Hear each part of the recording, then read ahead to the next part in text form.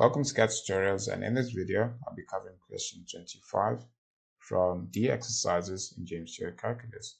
So I asked to find the exact value of the trig ratios for this angle. So it's very important that you know the unit circle because that gives you the coordinates at each point and the angles.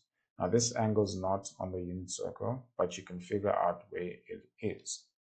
So if you do a couple of revolutions, so this is 4.5 pi, which means you went around twice and you ended up here. So if you go around twice, you're going to have 4 pi here, because one revolution is 2 pi, two of them is 4 pi.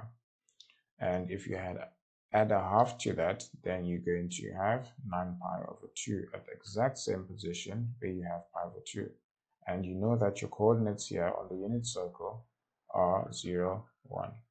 And your x coordinate corresponds with cosine and the y corresponds with sine.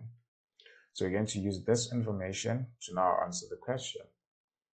So starting with cosine of 9 pi over 2, we're just going to take the x coordinate there, which is 0.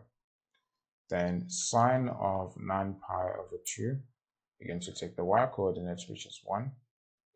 Tan of 9 pi over 2, remember that tan is y over x, so if you divide 1 by 0, that gives you undefined behavior, and that makes sense because remember that tan has an asymptote at pi over 2.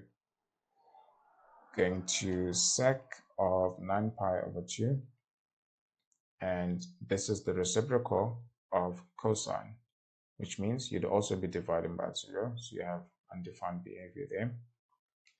Then we have cosec of 9 pi over 2, which is the reciprocal of sine. So whatever you got there, just going to reciprocate. 1 over 1 is 1. Cotangent of this, so if you reciprocate y over x, it'll be x over y, so 0 divided by 1, which is 0.